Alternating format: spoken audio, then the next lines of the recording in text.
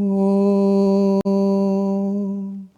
Tava Kathamritam Tapta Jivanam Kavibhiriditam Kalmashapaham Shravanamangalam Srimadaatatam Bhuvi Grananti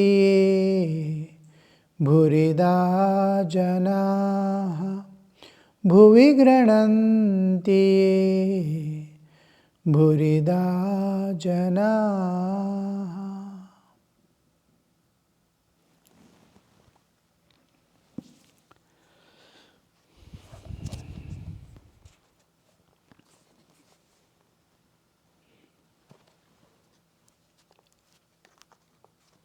We saw about Chit Shakti and Chaitanya, various ways of expression according to different traditions. Sankhya and Vedanta use the term Chit Shakti. Yoga, the Shuddha Advaita uses the term Chit Shakti and Chaitanya. And Yoga and Sankhya use the term Prakriti and Purusha. And Pauranic way of expression is Shiva and Shakti. All mean the same. And Sri Ramakrishna says, they should think, the devotees are so many forms of Shakti. They should think of themselves as companions or handmaids of Chit Shakti, Sri Radha. Chit Shakti is what the whole universe and all beings are made up of. The Shakti power, the energy manifests as matter. Matter and energy are interconvertible. Energy manifests as matter. This energy is called Chit Shakti. Shakti, energy or power. Now, the Chit Shakti, Chaitanya, the absolute existence, Chaitanya's Shakti. Just as I and my power, I am conscious, I am consciousness. I withdraw my consciousness from bodily existence when I sleep. I project forward to come to the different levels of consciousness. I am independent of all the three consciousness, levels of consciousness, waking, dreaming and deep sleep. I am separate from that. But I project through the three bodies to become conscious of the external world of this matter. Then of subtle mind and senses, world of mind and senses. Then to the deep sleep where everything is seed form, and still behind, I am alone. I am one with the cosmic existence. So this projection, I am passing through this Shakti, which is appearing as bodily existence, the Shakti which is making me pervade and bring back. All this is play of power. Every jiva is manifestation of that one Shakti. They are different, just like in each pot you have brought the same Ganga water and kept. Like that, each life is a manifestation or presentation or projection of the same Shakti. In this body is she, this soul is she. It has a Chaitanic base in which the whole thing is projected. We need a screen to project an image. So in Chaitanya, this play is going on of Jiva and Ishvara and Jagat. All these are happening on the screen of Chaitanya. And this Chaitanya is beyond the three-dimensional. It is there, all pervading and beyond. It is there at the causal level, gross level, and then subtle level. All the levels, Chaitanya is there. In that ocean of Chaitanya, the universes are appearing with all jivas. So each jiva is a part of this Chit Shakti, and Chit Shakti is Radha. In Puranas, when we come with the Avatara Tattva, we'll understand how that Chit Shakti, which is manifesting as universe, appears again as the Avatara and power of the Avatara.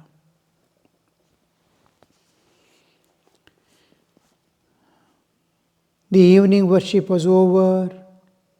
In the temples, the master returned to his room and sat on the couch, absorbed in meditation on Divine Mother.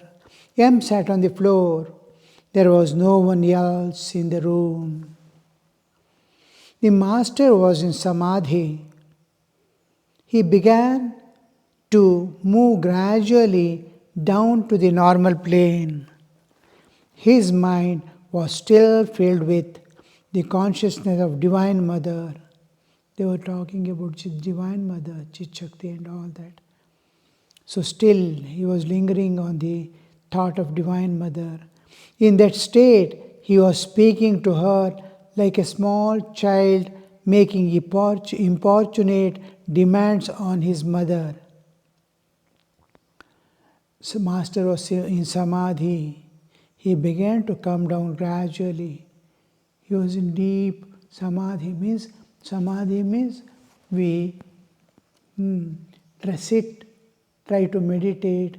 Usually what we do, we withdraw a little, like taking the car reverse gear into the garage. We sit for some time. We have decided how long I will sit and everything. Conditioned I is going in conditioned way to meditate. It cannot meditate. All conditions must be removed to meditate. He is withdrawing and the turning inward. Now, the withdrawal is called pratyahara. Pratyahara, we try to do a little and come out and get up and go away. After pratyahara is withdrawal. Before that, sitting, my lifestyle in the world, yama, niyama, asana, all this must be siddha. Ready. I must have finished all these. Then asana, pranayama, pratyahara. All my pranas are controlled, limited, and it's withdrawn. Pratyahara. Now dharana. After pratyahara, dharana. I withdraw my mind, turn it inward, dharana. I am going to fix myself in a particular place, in a particular way. I am turning, bringing back is withdrawal, pratyahara, dharana is slowly turning inward, and fixation.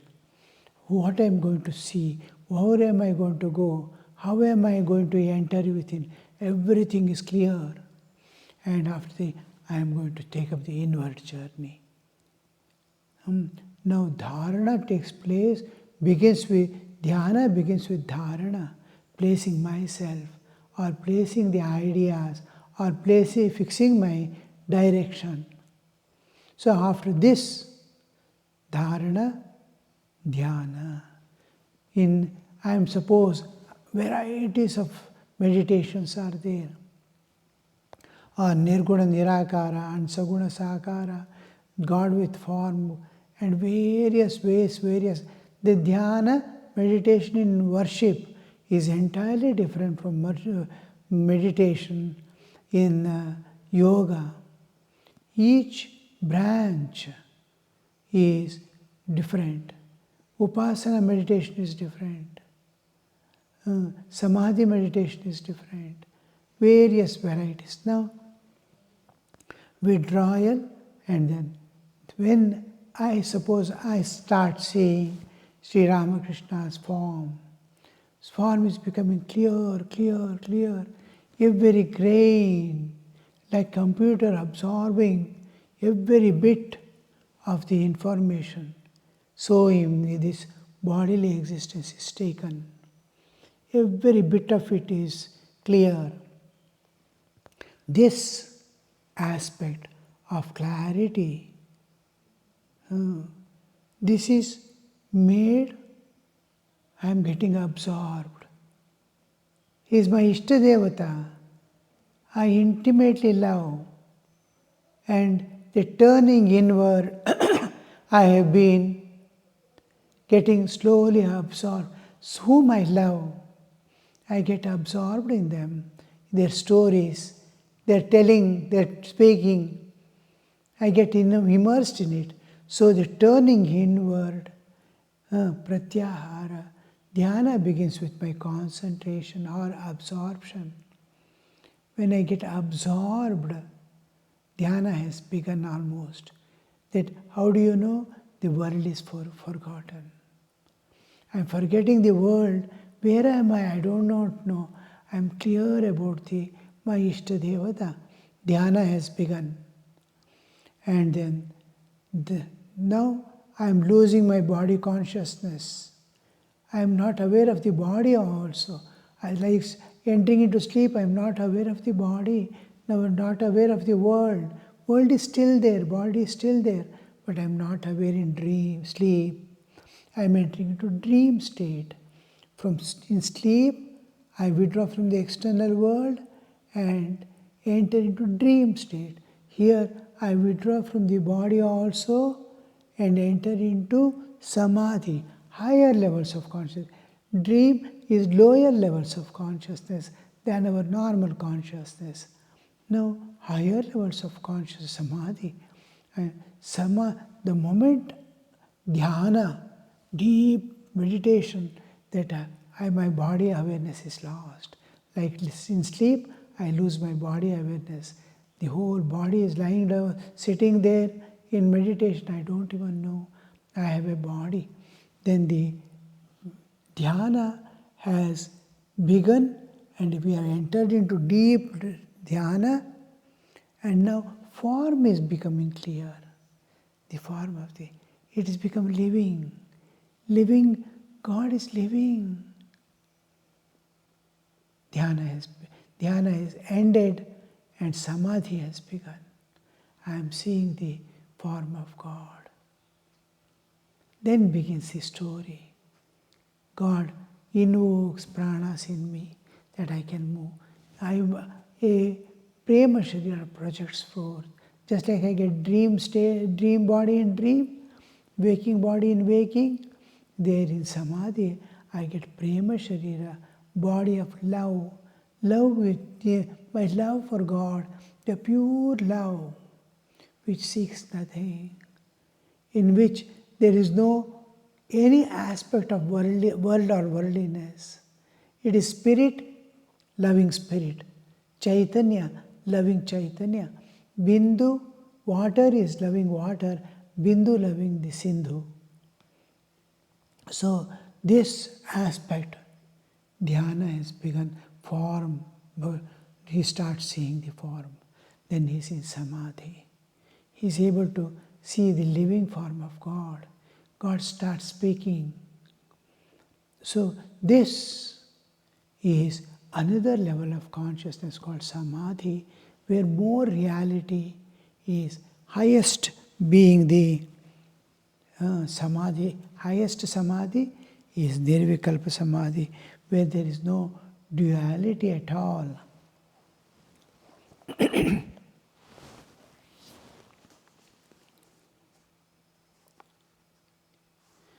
So Sri Ramakrishna was in samadhi. He doesn't know the world, he doesn't know his body, he doesn't know where is he. He began to come down gradually to the normal plane. From samadhi, the form, he has to slowly, the divine has to participate in lowering my awareness of him. I can't do. From sleep, I cannot get up. I don't know waking state is there. Nature slowly brings me. What I was seeing, what I was enjoying in deep sleep is withdrawn. And I start, as it is withdrawn, I start slowly. That part is withdrawn, I start becoming the aware of the any one of the state I can remain. I cannot experience both the states. So as the deep sleep is withdrawn, I come to the dream state. As the dream state is dissolving, I come to the waking state. So Sri Ramakrishna is slowly coming to the normal consciousness.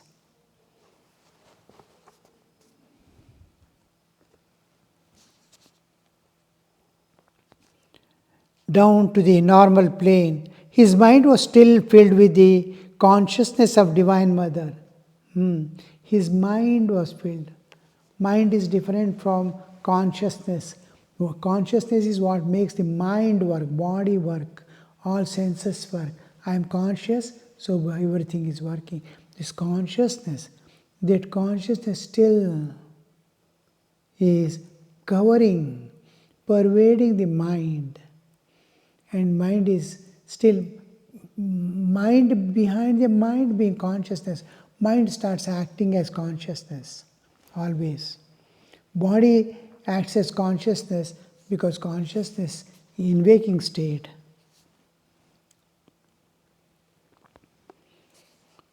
In that state, he was speaking to Divine Mother like a child making importunate demands on his mother. He said in a piteous voice, "Mother, why have not you revealed to me that form of yours, the form that bewitches the world? I pleaded with you so much for it, but you won't listen to me. You act as you please." He is talking to Mother. Mother, why have not you revealed to me that form of yours, the form which bewitches the entire world? I pleaded you so much for it, but you would not listen to me. You act as you please. The voice in which these words were uttered were very touching. He went on, "Mother, one needs faith. Away with this wretched reasoning. Let it be blighted." See, why have I pleaded you, you did not reveal. Reasoning is coming into picture. Immediately, Sri Ramakrishna is withdrawing that reasoning. Oh, I should not reason. When we have given ourselves to God, once for all, we have no right to reason. It is His will that I must abide by. Surrender is where my will is dissolved, my ego is dissolved, my identity is dissolved, my individuality is dissolved, my personality is dissolved, and will of God alone is allowed to act. Your will be done. One needs faith and trust. The faith in ourselves and trust in God is sure path to release ourselves from the bonds of nature.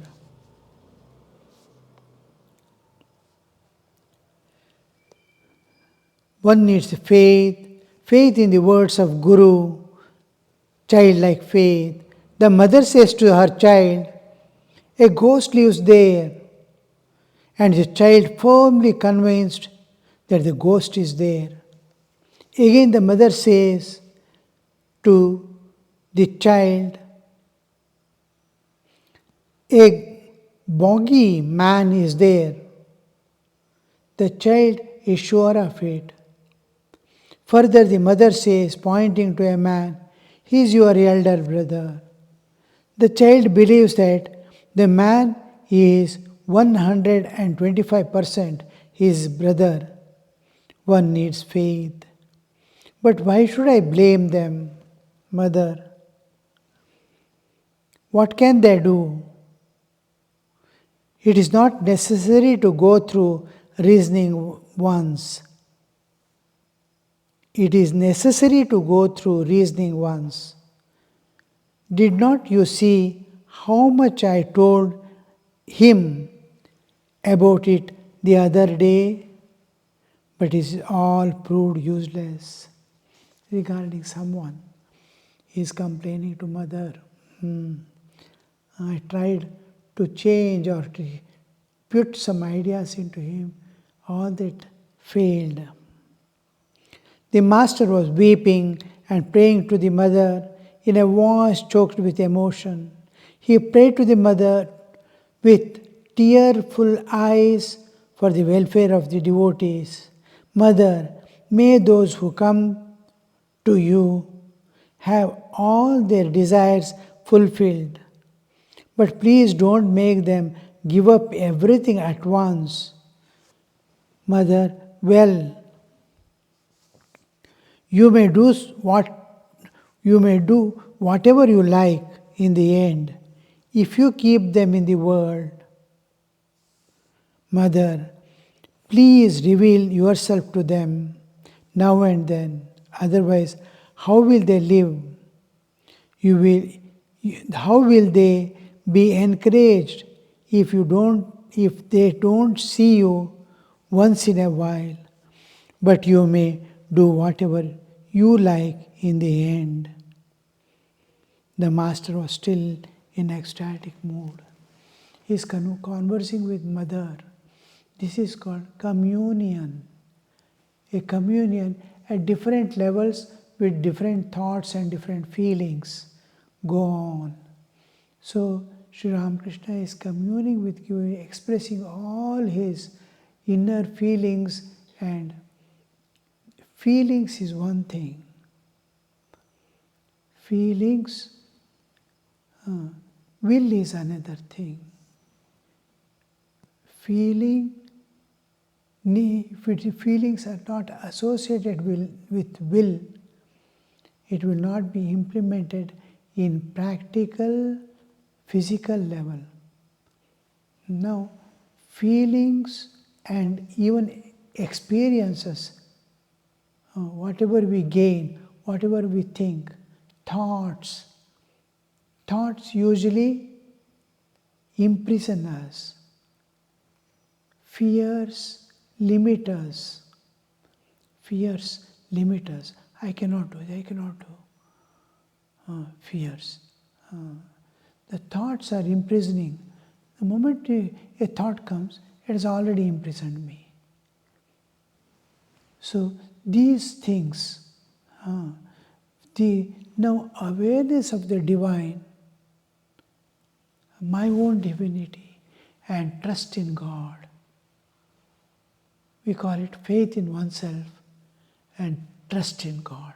This must be brought to the brightest level so that other things leave us without leaving an impression on the mind.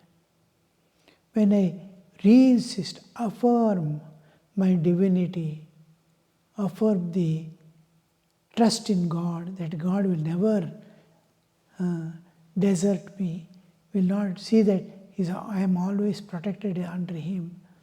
This trust, immediately fear is driven away, mind is released from all things. Sri Ramakrishna is talking to Divine Mother. The Master was still in ecstatic mood. Suddenly he said to him, "Look here, you have had enough of reasoning. No more of it." We have already seen Sri Ramakrishna repeating this, don't reason anymore. Many times we have crossed earlier. Now also Sri Ramakrishna is telling, the Master was still in ecstatic mood. Suddenly he said to him, "Look here, you have had enough of reasoning. No more of it. Promise me that you won't reason anymore. Important. He's asking for a promise that he will not reason, because that reasoning is going to harm his spiritual growth. Immediately, small amount of reasoning and ego. The reasoning is supported by ego, and ego is always tries to either seek comforts or enjoyments or under the sway of vasanas. Left to itself, just like water wants to settle down, things have their own nature to settle. Mind has its nature is to find comfort and enjoyment. It is because it is manas which is behind the senses. Senses are giving external information. This is there, that is there, this is like this, that is like that. 5 jnanendriyas are constantly bringing the information. Not only the existing things, and he is enjoying, he sees the sight of enjoyment. He sees a parlor, all are eating ice cream. He feels like eating ice cream.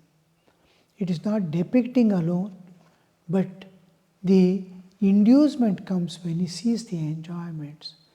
The mind now, which doesn't have independence, it is fickle, so it aspires for it.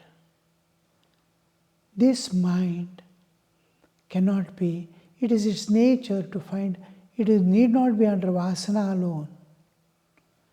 Need not be under vasana. Just its own nature is to find comfort. Wherever it finds comfort, it rests there. Wherever there is enjoyment, it runs there. So this is the nature of mind.